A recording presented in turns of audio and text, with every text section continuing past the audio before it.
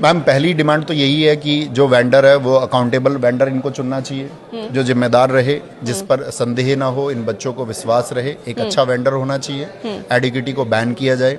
दूसरा, बच्चे की टेक्निकल जितने भी ग्लिचेस हैं आपका एग्जाम देते समय वो दूर हों। उनके एग्जाम सेंटर से संबंधित जो भी समस्याएं हैं वो दूर हों, उनके लिए एक्सेसिबल हो, एक सुगम रास्ता हो, ट्रैफिक की अच्छी व्यवस्थाएं हो, उन सब का ध्यान रखा जाए। और जो लोग वहाँ एग्जाम को कंडक्ट करा रहे हैं वो प्रशिक्षित लोग हों, वो लोग जानते हों कि एग्जाम कैसे कराया जाता है, उनको इस सब के बारे में जानकारी होनी चाहिए ताकि बच्चे का वो बहुत अच्छे से मनोबल बढ़ा करके उसको हेल्प कर पाए। एक कि उसको ऑड फील ना हो मैम वहाँ पर। एक तो हमारी डिमांड ये है। एक हमने आपको बताया सबसे बड़ी बात है कि एसएससी के लिए एक एडवाइजरी बोर्ड उनको बनाना चाहिए, एक सलाहकार मंडल बना करके वो बहुत सारी चीज़ों को हल कर सकते हैं। ठीक है। और एक हम बात करेंगे इसमें आपका वेटिंग लिस्ट की समस्या मैम दूर होनी चाहिए, जो वेटिंग लिस्ट का इशू है आपका।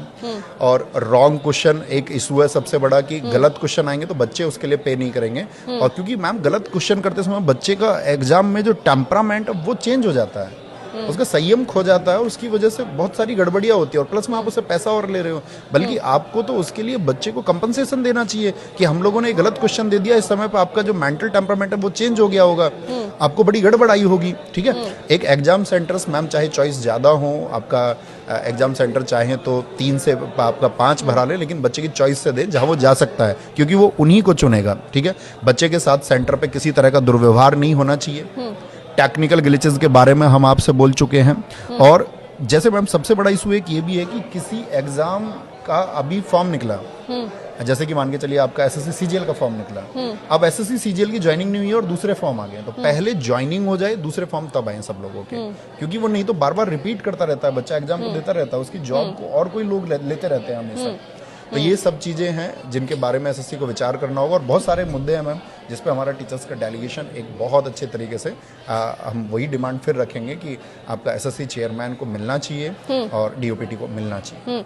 बिल्कुल। रणनीति क्या रहेगी आगे, बता दीजिए आप कि अगर ये जो प्रदर्शन चल रहा है इसी तरीके से, जैसे कि हमने देखा लाठीचार्ज हुआ है, डिटेन किया गया है, तो मतलब प्रशासन जो है साफ तौर पर तो इस बात पर अभी सीरियस नजर नहीं आ रहा है, तो आगे की क्या रणनीति रहेगी आपकी? इसी तरह से प्रदर्शन जारी रहेगा? प्रदर्शन बिल्कुल ऐसे ही जारी रहेगा मैम। बच्चों के अंदर बहुत तीव्र आक्रोश है और बच्चे कल नहीं थे, कल तो सिर्फ टीचर्स थे। और अगर यही आक्रोश उनका बढ़ता रहेगा और सरकार उनको कोई समाधान नहीं देती है, एसएससी उनको कोई समाधान नहीं देती है, आपका डीओपीटी उनका समाधान नहीं करता है, तो मैं कहता हूँ इस देश का लाखों बच्चा सड़कों पे उतरने को मजबूर होगा और उसको मजबूर किया जाएगा एडमिनिस्ट्रेशन के द्वारा, इस खराब व्यवस्था के द्वारा, और वो बहुत संगठित तरीके से उतरेगा और अपनी